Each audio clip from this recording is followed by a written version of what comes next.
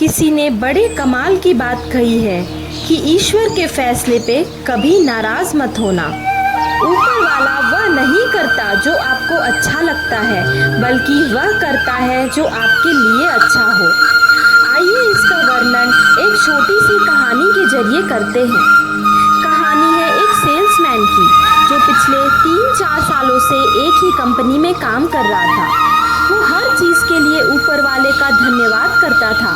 उसे लगता था कि उसकी जो जॉब लगी है वो ऊपर वाले की कृपा से ही लगी है। वो हर क्षण हर पल प्रभु का धन्यवाद करता था, उन्हें थैंक यू बोलता था।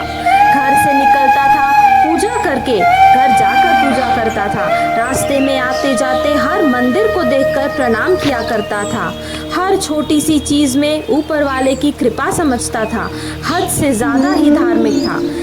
जब भी कभी उसके साथ कुछ बुरा होता था तो वो सोच में पड़ जाता था कि क्या पता क्या चाहते हैं भगवान, मैं तो इतना पूजा करता हूँ। 3 से 4 साल तक एक ही कंपनी में काम करने पर उसकी सैलरी नहीं बढ़ रही थी। वो सोच रहा था कहीं और काम मिल जाए तो अच्छा होगा।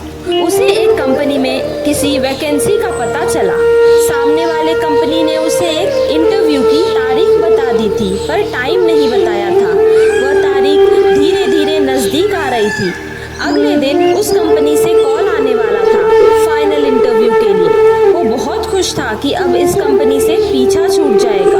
उसने अगली सुबह जल्दी जागने के लिए अलार्म लगाया।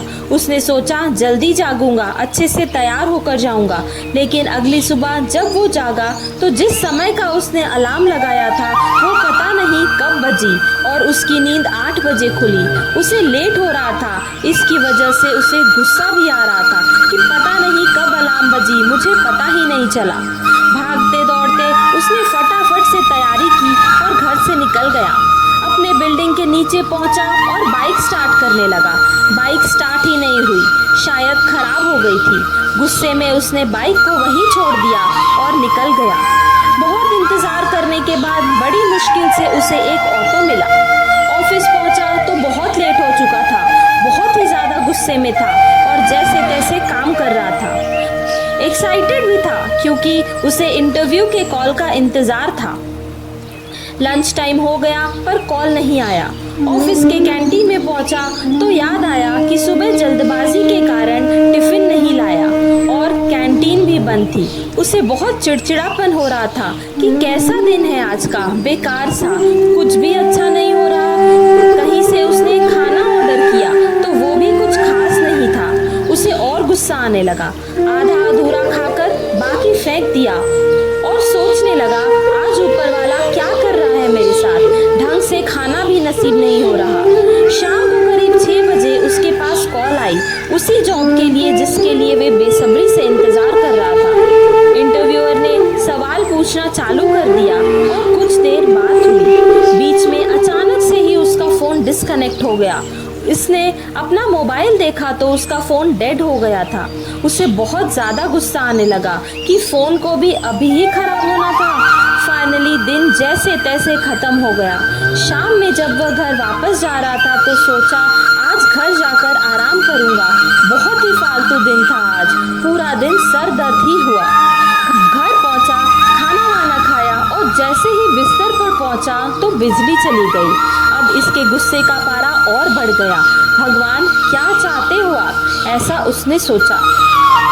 भगवान से कहा, हे भगवान, मैं आपको इतना मानता हूँ, इतना जानता हूँ और आप ये कर रहे हैं, क्या हो गया है आज। गुस्से गुस्से में पता नहीं कब उसकी आंख लग गई और सपने में भगवान से बात कर रहा था। उनसे कह रहा था, आप क्या चाहते हो मुझसे, मैं आपका इतना बड़ा भक्त हूँ, दिन भर आपको याद करता हूँ और आप मेरे साथ ऐसा कर रहे हैं। मेरा आज का दिन कितना खराब था, मेरा अलार्म नहीं बजा, मेरी बाइक खराब हो गई, ऑटो बड़ी मुश्किल से मिला, कैंटीन बंद हो गई, खाना खराब मिल गया, कॉल आया तो फोन बंद पड़ गया, घर आकर सोने लगा तो बिजली चली गई। आप क्यों कर रहे हैं मेरे साथ ऐसा, आप चाहते क्या है मुझसे। भगवान ने कहा, जो भी हुआ सब मेरी मर्जी से हुआ है। मैं जानबूझकर अलार्म कब बजा तुझे पता नहीं चलने दिया।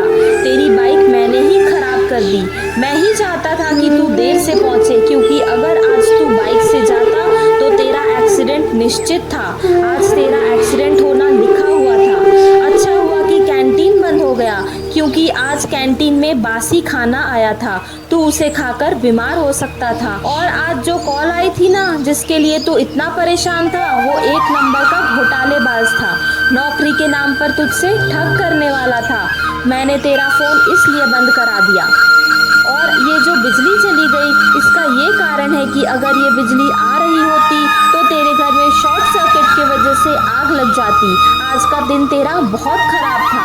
तू मेरा बहुत बड़ा भक्त है, इसलिए ही मैं तुझे ये सब बता रहा हूँ। मैं किसी को नहीं बताता हूँ। और हाँ, याद रखना, तू मुझ पर भरोसा करता है ना, तो भरोसा करता रहे। जिंदगी में कभी भी तेरा बुरा नहीं होने दूंगा। अचानक से उसकी नींद खुली और वो ऊपर वाले को फिर से धन्यवाद देने लगा। इससे हमें यही सीख मिलती है कि लाइफ में बहुत बार हमें लगता है कि मेरे साथ बुरा क्यों हुआ, ऐसा नहीं होना चाहिए था, मेरे साथ ही ऐसा क्यों होता है। लेकिन अगर आप कुछ सालों बाद पलट कर देखेंगे तो आपको लगेगा कि जो हुआ अच्छा हुआ, आपके ही फायदे में हुआ। हर पल के लिए, हर क्षण के लिए ऊपर वाले का शुक्रिया अदा करते चलिए, क्योंकि ऊपर वाला वो नहीं करता जो हमको अच्छा लगता है, वो यही करता है जो हमारे लिए अच्छा होता है।